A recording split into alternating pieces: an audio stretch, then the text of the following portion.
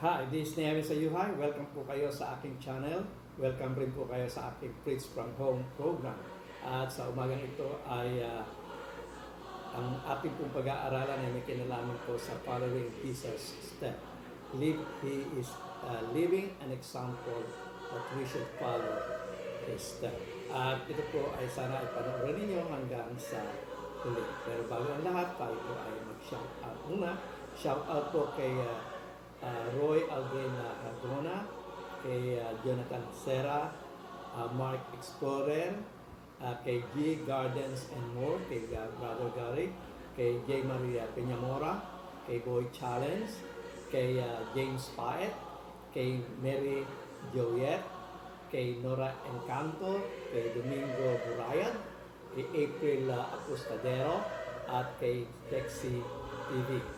So, sana po ay panoorin nyo ang video nito sapagkat ito po ay magandang video at sana ay panoorin nyo hanggang sa huli. Tara na po. Subscribe na po kayo at i-press nyo po ang notification bell.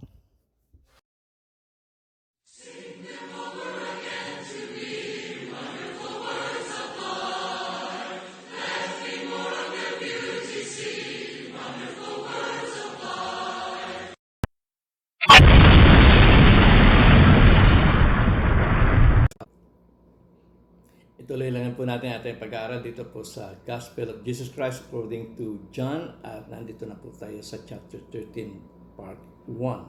Kung natatandaan nyo nakaraang video, itong video po itong nakaraan ay may kinalaman doon sa mas ginugusto nila na ang pagpupuri ng mga tao na higit kaysa pagpupuri galing sa Diyos. Magandang video po ito, sana po ay napanood po ninyo. At ngayon, nagpapatuloy po tayo sa ating pag-aaral dito po sa serye na ginagawa natin dito po sa Gospel of Jesus Christ according to John.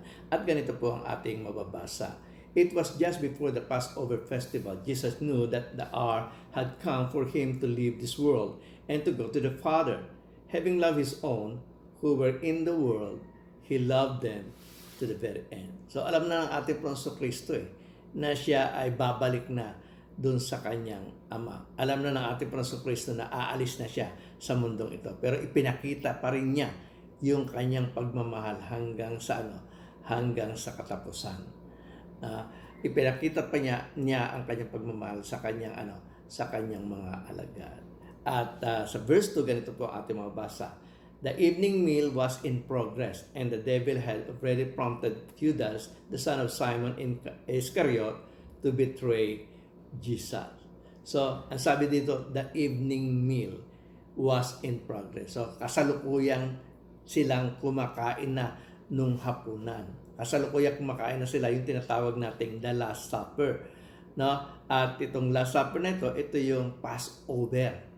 No? Maaga nilang ginanap yung Passover. At dito sa Passover na ito, habang sila ay kumakain, ay sinamantala naman rin ni Satanas na impluwensyahan si Judas upang siya ay ipagkanulo. Sa verse 3, ganito po ang ating magbasa. Jesus knew that the Father had put all things under His power and that He had come from God and was returning to God.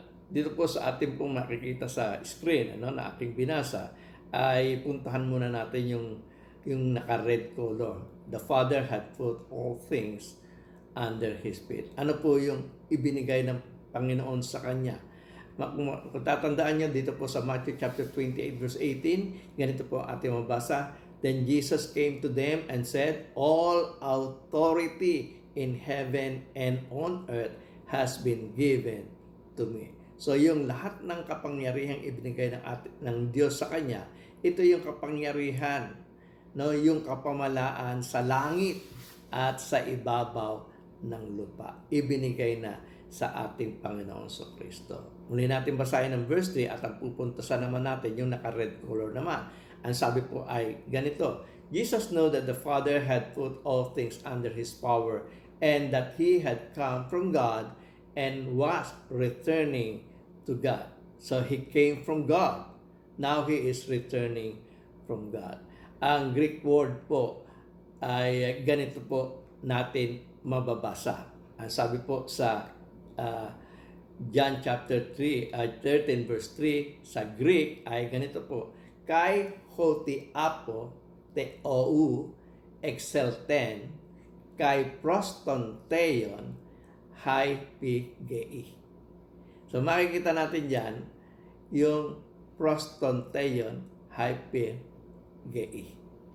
Ito po ay katulad rin doon sa chapter 1 na kung saan na sinasabi, in the beginning was the Word, and the Word was with God. Sa verse 2, ang sabi, same in the beginning was with God. Ganito po sa Greek yun.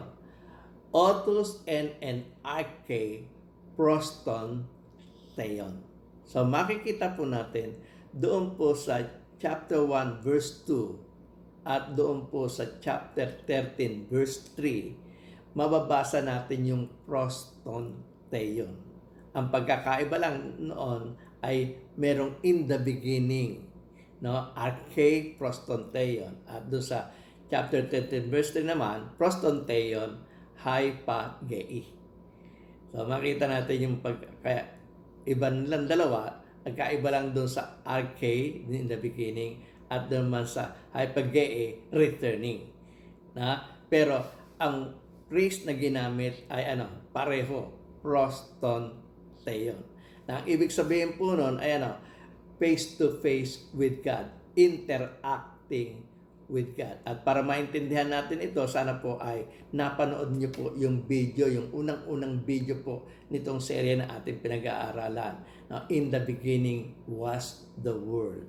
Na sana po ay, kung hindi po napapanood, sana po ay panoorin niyo po para niyo maintindihan yung pagpapaliwanag dito po sa arche proston theon. Ang pinakikita naman natin dito, parehong-pareho. No? Parehong-pareho yung proston theon. No? Nung pasimula, proston theon. Now he is returning, proston theon. Ang ibig sabihin, nung pasimula, he was interacting with God. Nang pasimula, siya ay face to face with God. Ngayon, he is returning to God. He is now again will interact with God, face to face with God. So yung dati niyang kalagayan ay babalikan niya. Na dito ay pinakikita na yung Word na Diyos interacting with another God. Na ngayon ay babalik siya upang yung dati niyang naggalagayan na siya ay nakikipag-interact, yung Word na ito nakikipag-interact sa Diyos ay muling mabalikan.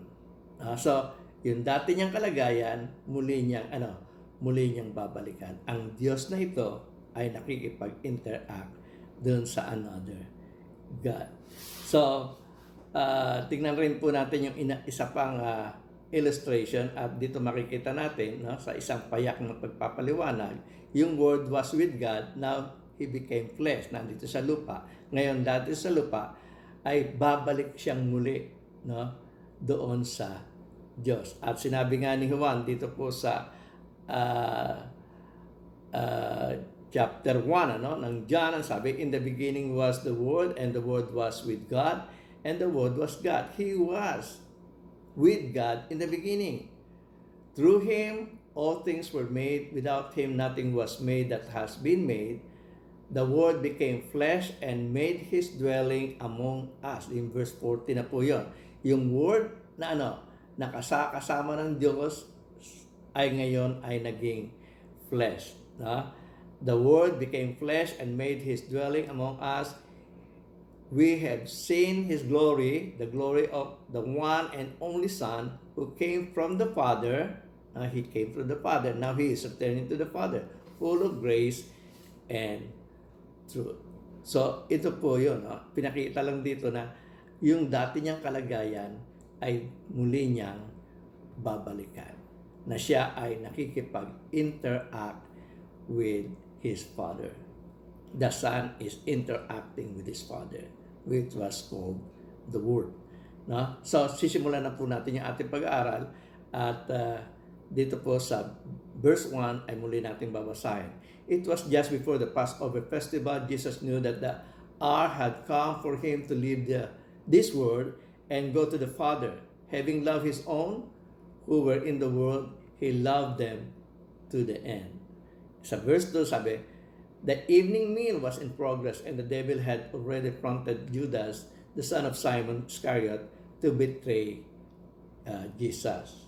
Sa verse 4, ganito po ating mapasa. So he got up from the meal, took off his outer clothing, and wrapped a towel around his waist. After that, he poured water into a basin and began to wash his disciples' feet, drying them with a towel that was wrapped around him. Sa verse 6 ay ganito ating mabasa. He came to Simon Peter who told him, Lord, are you going to wash my feet? So tinatanong ni Peter, hugasan mo ba yung aking mga paa?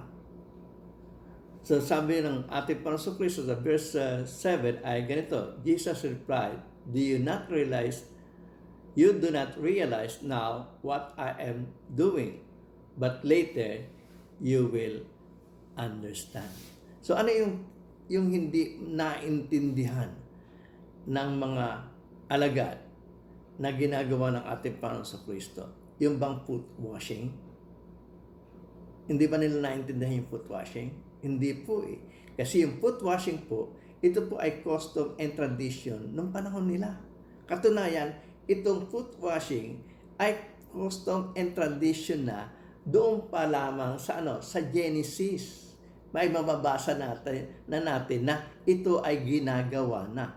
Katunayan, dito po sa Genesis chapter 19 verse 2 ng NIV, ganito po ang ating mababasa. Ito po ay tagpo sa kasaysayan na kung saan ay binisita ng mga anghel si Lot.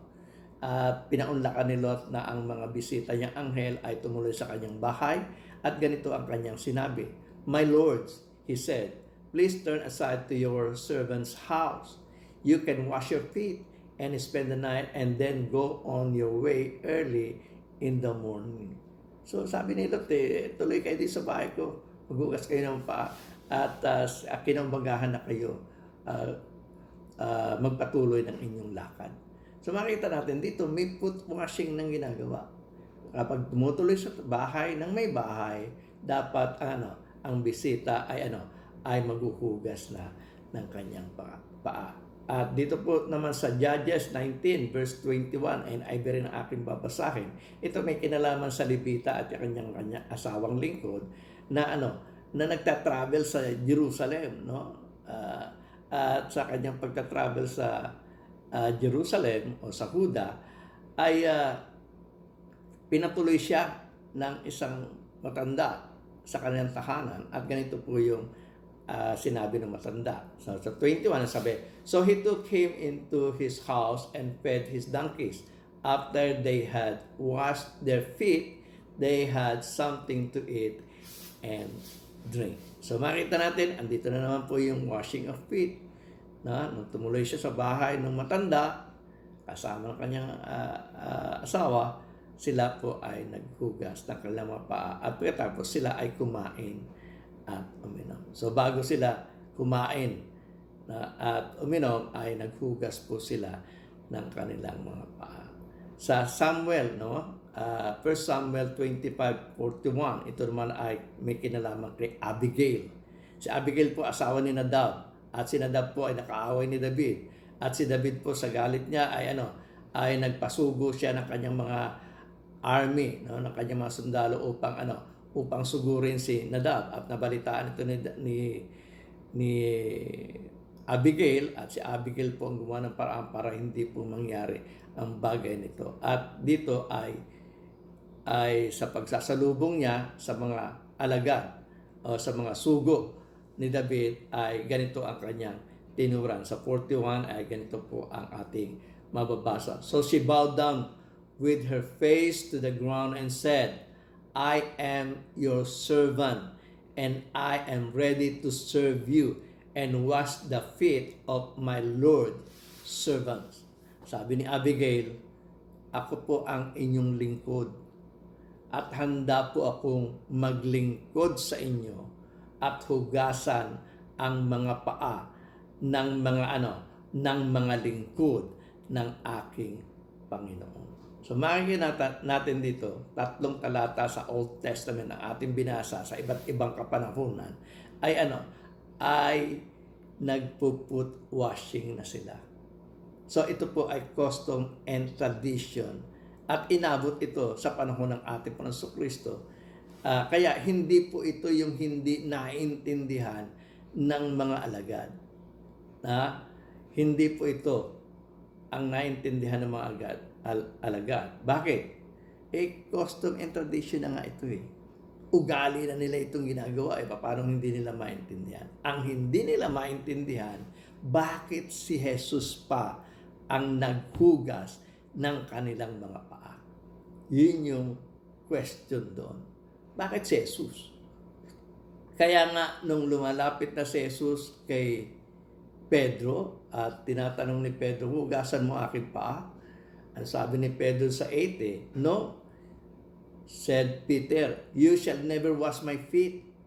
Jesus answered, unless I wash you, you have no part with me.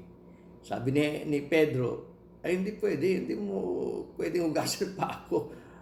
Sabi naman ng ating Panginoon sa Kristo, kung hindi mo gagawin, kung hindi ko hugasan ang iyong paa, mawawalan ka ng bahagi sa akin. Ibig sabihin, mawawalan ka ng bahagi sa aking ministeryo. Ito yung purpose, sumunod tayo doon sa purpose sa ministeryo ng ating Panginoon sa Kristo. Kaya sa verse 9, paalangan hugasan, nag-abuso naman to si Pedro, gusto pati kamay at ulo. Ang sabi niya sa verse 9 ay ganito, then Lord, Simon Peter replied, not just my feet, but my hands and my head as well. So sabi ni Pedro, wag lamang yung paa ko.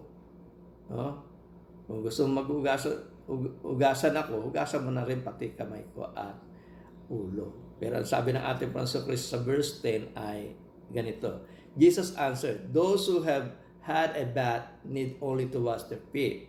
Their whole body is clean, and you are clean, though not every one of you. Ang sabi ng ating Panginoon Kristo, kapag naligo ka na, malinis ka na. Ang huhugasan na lang yung iyong paa. Bakit hugasan yung paa? Kasi po nakasandalya sila nung panahon na yon at wala namang medyas, So lumalakad sila sa maalikabok na daan, natural, bago sila makarating sa bahay, ay puno na ng alikabok yung kanilang paa na dapat itong hugasan. Pero yung buong buong katawan nila, dahil na ito ay pinaliguan na, malinis na ito. Yung paa na lamang ang dapat linisin. Pero makikita natin dito po sa verse 10 ay nilagyan ko ng red color yung bandang huli na ang sabi po doon ay babasahin ko na kompleto. Jesus answered, those who have had bath need only to wash their feet. Their whole body is clean. And you are clean, though not every one of you. Malinis na kayo, pero hindi lahat kayo. May pinupunto ang ating Panginoon Kristo rito. Kumbaga saan may pinariringgan ang ating Panginoon Kristo sapagkat alam niya na isa sa kanyang mga alagad ay nagkanulo sa kanya. Ay yun ang mabasa natin sa verse 11. Ang sabi po ay ganito, for he knew who was going to betray him. And that was why he said, not everyone was clean. So, hindi lahat kayo ay malinis. Sapagkat ang tinutukoy niya na hindi malinis ay yung nagkanulo sa kanya. Verse 12, ganito po ating mabasa. When he had finished washing their feet, he put on his clothes and returned to his place. At ang tanong niya ay ganito, do you understand what I have done for you? He asked them. Ang sabi niya, naunawaan ba ninyo kung ano ang ginawa ko sa inyo? At sabi niya dito sa 13, you call me teacher and Lord, and rightly so, for that is what I am. Tinatawag niyo akong guro, tinatawag niyo akong Panginoon. tama kayo dyan. Sapagkat ako nga yan. Na may punto ang ating Panginoon Kristo rito eh. Bakit? Siya yung teacher eh. Siya yung master eh. Dapat siya yung hinugasan ng paa. Pero siya yung naghugas ng mga paa ng kanyang mga alagad. Kaya nga sabi niya doon sa 14, now that I, your Lord and teacher, have washed your feet, you also should wash one another feet. So makikita natin dito, parang sampal sa kanila ito eh. Biro nyo, ang tagal na nilang naando sa loob ng bahay. Ang tagal na nilang naghanda ng hapunan. Ngayon, kasalukuyan, naghahapunan na sila. Wala pa rin naghuhugas ng paa. Isa man sa kanila. No, kaya ang ating Panginoon Kristo mismo ang naghugas ng kanilang mga paa. Kaya sabi ng ating Panginoon Kristo, naunawaan niyo ba itong aking ginawa sa inyo? No? Kasi nga, ang kaisipan ng mga alagad, yung kung sino yung dakila, yun ang gusto ng mga alagad eh. Pero ang pinakikita ng ating Panginoon Kristo, ako yung boss nyo eh, ako yung naglingkod sa inyo. Ipinakikita ng ating Panginoon Kristo rito na na ang purpose ng kanyang pagpunta dito sa lupa ay hindi upang paglingkuran, kundi dapat siya ang maglingkod. Yung mababasa natin doon sa Matthew chapter 20 verse 28. Ang sabi, just as the Son of Man did not come to be served, but to serve, and to give His life as a ransom for many. So kabaliktaran ito ng kaisipan ng kanyang mga alagad. Sapagkat ang kaisipan ng kanyang mga alagad ay kaisipan ng mga hintil. Tatandaan nyo nung doon sa Luke chapter 22 verse 24 to 26, nagtatalo-talo sila sa kung sino ang magiging dakila sa kaharian ng langit. Ganito ang kanilang ating mababasa sa 24 ay ganito. At nagkaroon naman ng isang pagtatalo-talo sa gitna nila kung sino kaya sa kanila ang ibibilang na pinakadakila, at kanyang sinabi sa kanila, ang mga hari ng mga hintil ay nagpapanginoon sa kanila. At ang mga may kapamahalaan sa kanila ay tinatawag na mga tagapagpala. Datapos sa inyo hindi gayon, kundi bagkos ang lalong dakila sa inyo ay maging tulad sa lalong bata, at ang mga nangungulo ay maging gaya ng naglilingkod. So ibahin natin tayo. Tayo, kung sino ang leader, siya ang ang sumunod. Kung sino ang Panginoon, siya ang ang paglingkuran. Kung sino ang dakila, siya yung dapat ang magtuturing na siya ang pinakabata. Na? So, iba yung paghaharing ito ng ating Panginoon Kristo. At ito yung gusto ng ating Panginoon Kristo na tularan sa Kanya ng Kanyang mga alagad. Na huwag niyong ituring yung sariling mataas. Kayo ay tinawag para kayo ay maglingkuran sa isa't isa tulad ng ginawa ng ating Panginoong Hesukristo.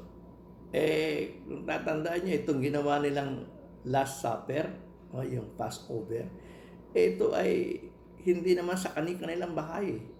Umarkila sila ng isang tahanan na kung saan doon sila magse-celebrate ng Passover. At syempre, kung ito ay arkilado, wala naman itong walang alipin na maghuhugas ng kanilang paa. So sila dapat ang naghuhugas ng kanilang paa, pero hindi nila ginawa. At ang patunay na ito ay arkila lang, mababasa natin dito po sa Matthew chapter 26 verse 17 to 18. Ganito po ang ating mabasa. On the first day of the festival of unleavened bread, the disciples came to Jesus and asked, "Where do you want us to make preparation for you to eat the Passover?" He replied, "Go into the city to a certain man and tell him, the teacher says, my appointed time is near. I am going to celebrate the Passover with my disciples at your house." So the disciples did as Jesus had directed them and prepared the Passover. So hindi tahanan ng iba ito eh. So Hindi dapat nilang expect na merong maghuhugas ng kanilang mga paa, pero hindi nila ginawa. So umabot na yung time ng pagkain nila ng hapunan, wala pa rin kumikilos na maghugas ng kanilang kahit na yung sarili nilang sarili nilang paa. Kaya ang ginawa ng ating Panginoon, habang sila naghahapunan, siya na mismo ang tumayo, kumuha po ng planggana, nilagyan ng tubig, at isa-isang hinugasan ang paa ng kanyang mga alagad. At doon sa 15, ganito po ang ating mabasa, I have set you an example that you should do as I have done for you. Ano po yung example na ito? Opo, yung paghuhugas ng paa. Sinamantala po ng ating Panginoon yung custom and traditional na paghuhugas ng paa para ma-emphasize yung paglilingkuran sa isa't isa. Na ang sabi ng ating Panginoon, binigyan ko kayo ng example, naglingkod ako sa inyo. At dapat dapat ito ay gawin rin ninyo. Nang sabi, I have set you an example that you should do as I have done for you. Pinaglingkuran ko kayo. Ang sabi ng ating Panginoon, dapat maglingkuran kayo sa isa't isa. At ang sabi niya sa 16 ay ganito, very truly I tell you, no servant is greater than his master, nor is a messenger greater than the one who sent him. Totoo naman yun eh. Meron bang servant na greater than sa master? Meron bang master na maglilingkod sa kanyang servant? Dapat ang servant ang maglilingkod sa kanyang master, pero baliktad yung example na ginawa ng ating Panginoon that the master serve the servant. At dapat yun rin po yung maging kaugalian ng bawat isa sa atin na kanyang alagad. Kaya nga tinawag na alagad eh. Ang ibig po sabihin ng alagad, ito po ay sa Greek word po ng alagad ay matetes. Ang ibig sabihin, learner. So natututo ka. Nagbigay ng example ang ating Panginoon, dapat ito'y matutunan mo. At kung ano ang kanyang ginawa, dapat ito rin ang iyong gawin. Kung siya ay naglingkod, bagamat siya ay master, siya ay Panginoon, dapat na ikaw ay alipin niya ay maglingkod sa kapwa mo alipin. Ibig sabihin, paglilingkuran ko kayo, paglilingkuran niyo rin po ako. Parang may kinalaman po yan doon sa pag-ibig. Ibigin ko kayo, ibigin niyo ako. Sapagkat yun po ang isa sa mga patunay na tayo po ay alagad ng ating Panginoong Jesucristo. At sa verse 17, ganito po ang ating mabasa. Now that you know that these things you will be blessed if you do them. Ulitin ko po, medyo nabulol na naman po tayo. Ang sabi, now that you know these things, you will be blessed if you do them. Sabi ng ating Panginoon, ngayong alam niyo na ang mga bagay na ito, mapapalad kayo kung inyo ito gagawin. Ano yon? Maglingkuran sa isa't isa. Kasi magtulungan sa isa't isa. At yun yung dapat natin gawin bilang kanyang mga alagad. Sana po sa maikling panahon ng ating pag-aaral, sana po ay may natutunan kayo at sana po ay nag-enjoy kayo sa video ito. At sana po ay magkita-kita tayo muli sa susunod na mga video na akin pong i-upload. Muli, maraming salamat po. Kung nagustuhan niyo po ang video ito, sana po ay mag-subscribe kayo at i-ring nyo na rin po yung bell para sa ganon ay kung meron po kaming mga bago pang mga video na akin pong i-upload ay ma-notify kayo at i-like nyo na rin po kung nagustuhan niyo po ang video ito. At kung maaari ay i-share nyo na rin po ito sa inyong mga kaibigan para sa ganon sila man ay makapanood ng mga video ito. At sana po ay kung meron po kayong comment, sana po ay mag-comment kayo. Muli, ako po si Nehemia Sayuhay. Ako po ay taos-pusong nagpapasalamat sa inyo at sana po ay panoorin nyo na rin po yung video ito na sa inyong harapan at pindutin nyo na rin po itong bilog para sa inyong mga subscription. Maraming salamat po.